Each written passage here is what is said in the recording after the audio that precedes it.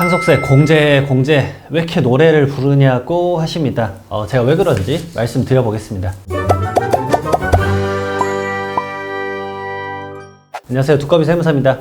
지금 네이버 프리미엄 콘텐츠에서 이벤트 하고 있어요. 유튜브 구독자 8만 명 이벤트 하고 있으니까 상속세 관련해서 질문 주셔도 되고, 요즘 생각보다 가상자산 2년 유예된 걸로 또 질문 많이들 주시는데 많이 댓글 달아주십시오. 그러면은 그것에 대해서 이벤트니까 짤막짤막하게 5분 내외로 답변 올리도록 하겠습니다. 사실 지금 댓글이 아주 뜨겁습니다. 상속세 개편이 안 돼서 뜨겁죠. 왜냐? 제가 개편이 안 되면 오히려 세금이 늘어난다고 말씀을 드렸어요.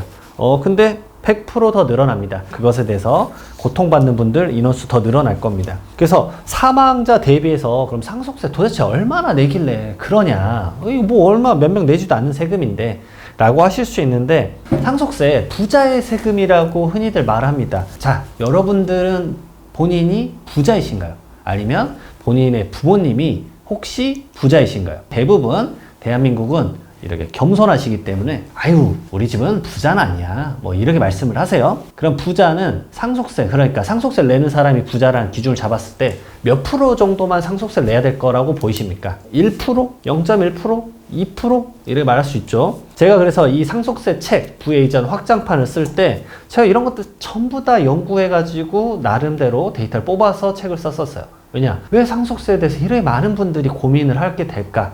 결국 사회 현상인데, 그럼 사회 현상에 대해서 지표적인 데이터 많이 있으니까 그런 것들 연구해 봐야겠다라고 생각을 했죠. 자, 사망자라는 게 매년 28만 명 내외에서 플러스 마이너스 1만 명이었어요. 2005년도부터 2017년도까지 거의 그렇습니다. 그러더니 갑자기 2018년도부터 29만 명, 그 다음 쭉쭉쭉 올라가서 2023년도, 24년도까지는 거의 35만 명에서 36만 명, 말 그대로 베이비 부머 세대분들이 이렇게 돌아가시기 시작하면서 인구가 많이 사망자 수가 늘어났죠. 그럼 사망자 수가 더 늘어나니까 거기에 대해서 뭐 상속세 인원이 늘어날 수 있겠지만 비율상으로는 얼마 되지 않을 것 같다라고 하실 수 있습니다. 2016년도에 2.2% 정도가 상속세 신고를 했습니다.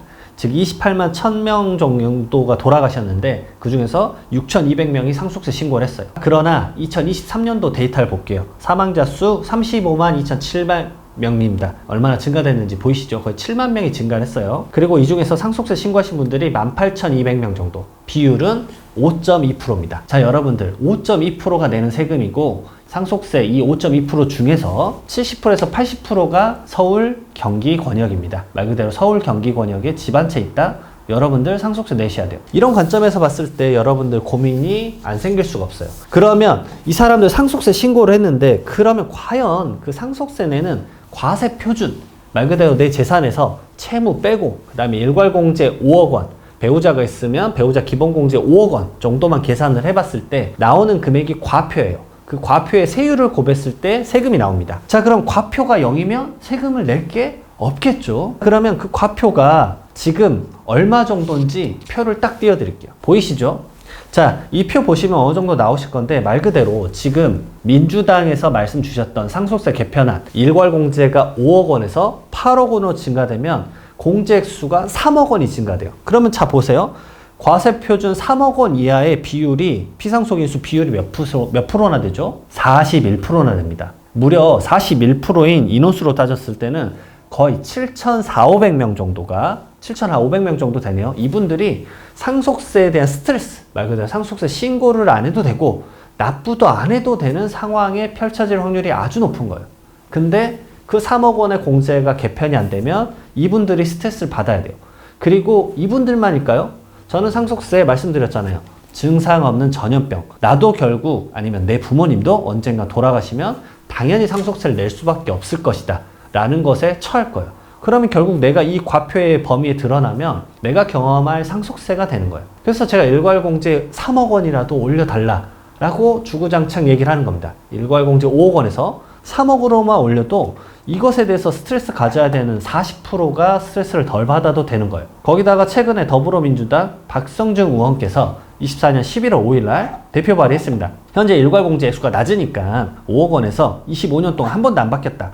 경제성장과 국민소득 증가 규모를 반영하지 못하고 있기 때문에 일괄공제를 5억 원에서 9억 원으로 높이자는 게 또 발의가 된 상황입니다. 그러면 9억 원으로 높아지면 당연히 공제수가 더 높아지니까 제가 봤을 때는 거의 50%는 상속세에 대해서 고민을 안 해도 된단 말이에요.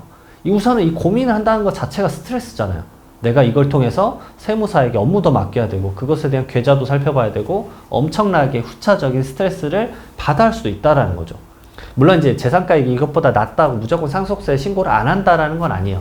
왜냐하면 사전증여나 뭐 추정상속재산이나 아니면 부동산의 가액을 미래를 위해서 높인다거나 다양한 전략을 짜기 때문에 상속세 신고를 해야 될 수도 있지만 우선 세부담이 조금이라도 더 완화된다라는 건 어쩔 수 없습니다. 그런 부분들이 필요하기 때문에 말씀을 드리는 거예요. 상속세는 부자가 내는 세금이라면서요. 보통의 세금, 중산층의 세금이 되지 않도록 일괄공제액수를 조금이라도 높여달라는 걸 저는 말씀을 드리는 거예요. 여기다 더해서 배우자 상속공제 기본 5억 원에서 10억 원으로 상향이 되면 배우자를 통해서 기본적으로 공제 10억 원이나 더 받는 상황이잖아요. 그럼 일괄공제 3억 원 증가되고 배우자 공제 5억 원 증가되면 배우자가 있는 상황이면 공제액수가 무려 8억 원이나 증가됩니다. 8억 원 증가되면 다시 한번 표 보시죠. 표 보시게 되면 5억 원까지가 55.9%, 그 다음에 10억 원까지가 75%니까 얼추 계산 가운데로 잡아도 중간 계열 숫자 얼마예요?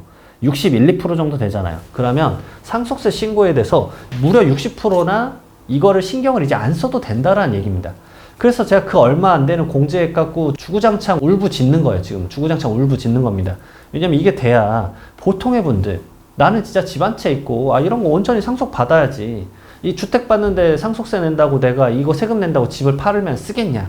이런 것들이 당연히 펼쳐지지 않아야 된다고 봅니다. 중산층 분들에게 그런 게 부담이 안 돼야 된다라고 저는 보고 있어요. 그래서 이것을 주구장창 얘기를 합니다. 근데 이 공제액수가 얼마 동안 안 바뀌었다? 28년간 안 바뀌었다. 28년 전에 여러분들의 주택가격, 그다음에 지금의 주택가격 한번 고민해 보십시오. 당연히 엄청난 상승이 있었을 거예요. 제가 엊그제 상담받은 것만 해도 이런 것도 있어요. 예전에 취득가액이 한 1억에서 1억 5천이에요. 지금 그분이 한 25년 지났어요.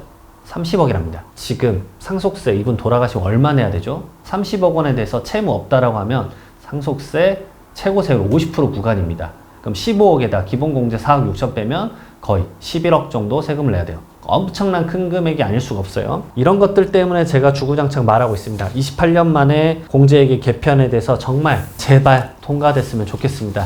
이게 해가 바뀌기 전에 최대한 제가 이런 영상을 찍는 이유는 어그로 끌고 이런 게 아니에요. 이런 것들이 의견이 조금이라도 좀 정부 측에 전달이 되고 그 다음에 여당이나 야당에 전달이 돼서 많은 분들에게 조금 혜택이 갔으면 좋겠다는 마음에서 계속 상속세 관련된 뉴스 찍어보고 있습니다. 자, 영상 도움되셨으면 구독과 좋아요 부탁드리고요. 다음에 또 상속세 관련해서 또 한번 연구한 것들 많이 말씀을 드려보고 댓글에 대해서 궁금한 것들 많이 있으신데 그런 것들 영상으로 한번 찍어서 올려보도록 하겠습니다. 감사합니다.